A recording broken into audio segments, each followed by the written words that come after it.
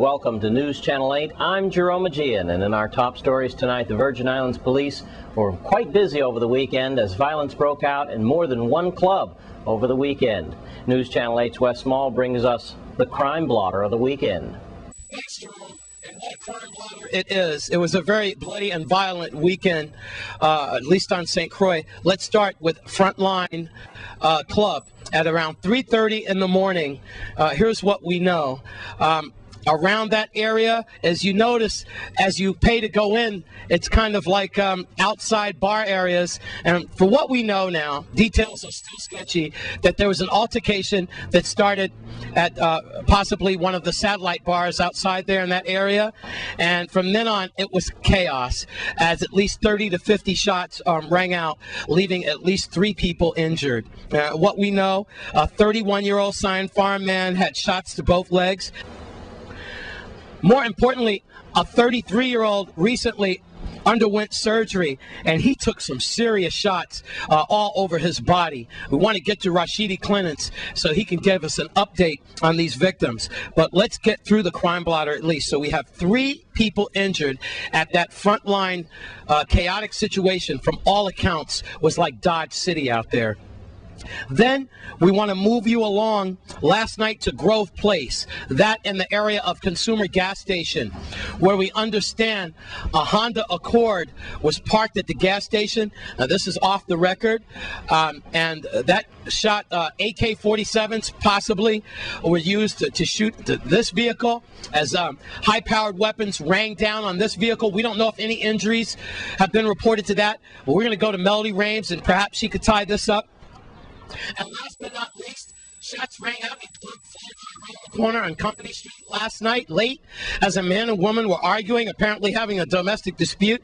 And as that fight was broken up, a man got shot in his hand, foot, and shin. There you have it, a very violent weekend for Virgin Island police officers and a busy weekend for emergency technicians as well. And let's go to Rashidi Clements, spokesperson at Juan Louis Hospital, so we could get a feeling of how these victims are doing. Juan Louis spokesperson Rashidi Clements on the condition of, well, some of the gunshot victims over the weekend. Yeah, unfortunately we do have 3 gunshot wound victims here with us. The most serious condition is in the ICU, in intensive care, in stable but serious condition. Thanks to the care and concern of a friend who brought him in a private vehicle, and of course the emergency care that we provided, he's still in the ICU with us, and they still continue to work on his well-being and trying to get him better. We also have some other gunshot victims, all of which are stable, but again the most serious being the multiple gunshot wounds that's in ICU. All right, and the one who was in ICU, I guess this is all a criminal investigation, so you can't speak about it that much, but it was touch and go with him for a while, wasn't it? Definitely it is. He was shot at least 4 times? I wouldn't want to say, but it's approximately 3 to 4 times. Again, the emergency care actually just came from the ICU, and they're working on him still. But, you know, again, it's stable, but still serious. Well, there you have it. Frontline, no stranger to violence. And as I said before, Company Street businesses, no stranger to violence. It's pretty simple. You don't have to be a rocket scientist just to figure out that these late night functions are not properly being secured. It is what it is. That is a look at your crime blotter. I'm Wes Small for News Channel 8. And in other news stories tonight, there was trouble at the John H. Woodsen Junior High School. News Channel 8's Wes Small brings us this report.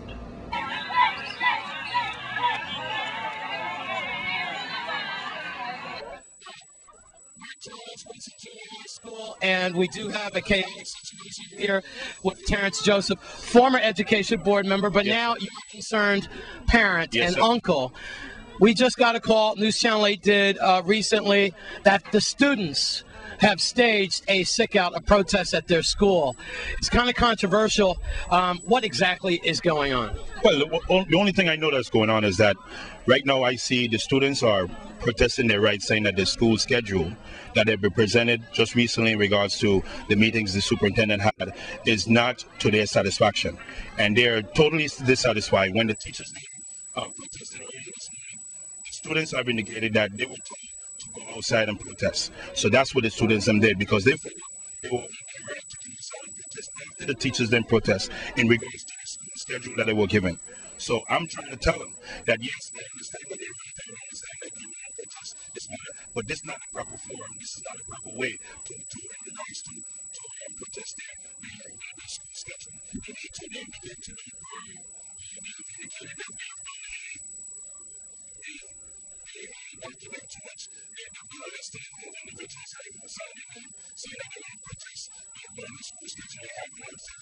They'll be able to raise their document and then begin to put your what you're requesting in paper, and then you'll forward it to the Board of Education. Let the Board of Education make a determination if in fact the school schedule is what it's supposed to be. I understand that they're eliminating some holidays as well, and it's really and truly disheartening when you eliminate holidays when in fact that these students are being disenfranchised from the fact that we know, and when I said we, former board member as well as board members know right now that the Department of Education has failed in regards to supplying the school with the necessary equipment, such as they've told them, given them dates in regards to the air conditioning, and they've yet to meet their demands. And the more in the school has still been taken place. So I would just like to put the students in the right forum and the right requesting this can be done and then we can move forward. Right now, as they always say, it's not the right forum, it's not the proper model, and it needs to go back to class. Anticipate these students to go back in the class, and it didn't look like it did.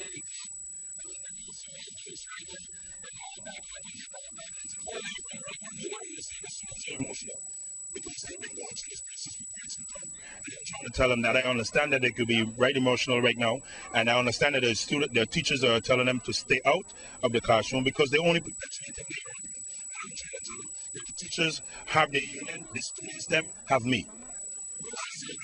I will make sure that the documentation is submitted, the proper forum is afforded, and the arguments can be heard. And if you want to know, the senators are all being sworn in just a few minutes in St. Thomas, so therefore a lot of administrators are probably going to be over there as well. Meanwhile, these students are missing another precious thing in education. And in the long run, what's going to happen when they have to take the SATs and their college entrance exams? You have to be a rocket science to tell you that they're missing out. Meanwhile, there's hundreds of students that have roped to whether to go back into class. You know that? I mean, apparently, Woodsen has been going on. The situation at Woodsen has been going on for a very long time. As you remember, this child was here for the first day of school, and the chaotic situation existed then. And now we're back halfway through the year, and guess what? Bingo, we're right back here again. What is the situation at Woodsen? We're not going to take big yes. What I'm saying is no. The mess is going to be corrected. It's going to be brought to the public forum, and we're going to move forward. Okay? Positive thinking. It's positive thinking.